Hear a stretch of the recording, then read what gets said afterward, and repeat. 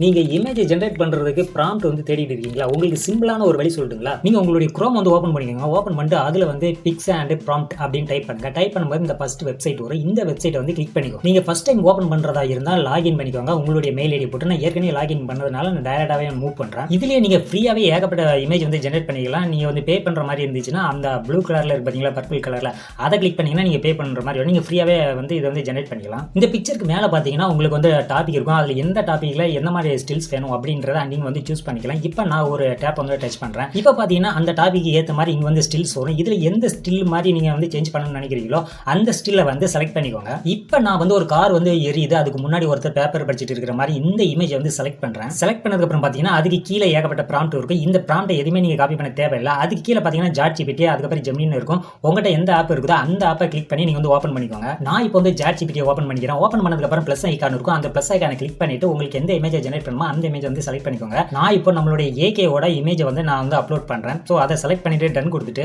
அதுக்கப்புறம் பார்த்தீங்கன்னா பக்கத்தில் இருக்க அந்த ஏரோ மார்க்கை டச் பண்ணாலே போதும். ஸோ இமேஜ் வந்து ஜெனரேட் ஆக ஆரம்பிக்கும். ஸோ இதனுடைய அவுட்புட் பார்த்தீங்கன்னா வேற லெவலில் இருக்கும். இதே மாதிரி வேற ஒரு இமேஜ் நான் ஜெனரேட் பண்ணி கட்டுறேன். அதாவது ஹாப்பி பர்த்டே விஷ் பண்ற மாதிரியான ஒரு இமேஜ் வந்து ஜெனரேட் பண்றேன். அதே மாதிரி தான் சேம் ப்ரொசீஜர் தான். அதே மாதிரி நீங்க கிளிக் பண்ணி அப்லோட் பண்ணும்போது பார்த்தீங்கன்னா அந்த ஹாப்பி பர்த்டே விஷ் பண்ற மாதிரியான ஒரு ஸ்டைலிஷான ஒரு லுக்கான ஒரு போஸ்டர் வந்து ரெடி ஆயிடும். இது மாதிரி ஸ்டைலிஷா உங்களுக்கு பிடிச்ச மாதிரியான ஒரு போஸ்ட் ஒரு இமேஜை நீங்களே ஜெனரேட் பண்ணிக்கலாம். ஸோ ப்ராம்ப்ட் எங்கேயுமே காப்பி பண்ணி பேஸ்ட் பண்ணணும்னு அவசியம் இல்லை. இந்த வெப்சைட் லிங்கை இந்த வீடியோக்கு கீழே கொடுக்குறேன். நீங்க கிளிக் பண்ணி ட்ரை பண்ணி பாருங்க. ஓகே, இதே மாதிரி ஏஐ பத்தின விஷயங்கள் நீங்க தெரிஞ்சுக்கணும்னு நினைச்சீங்கன்னா மறக்காம சேனலை வந்து ஃபாலோ பண்ணிக்கோங்க. அடுத்த வீடியோவில் ஏஐயோட வேற ஒரு டிப்ஸோட மறுபடியும் உங்களை வந்து மீட் பண்றேன்.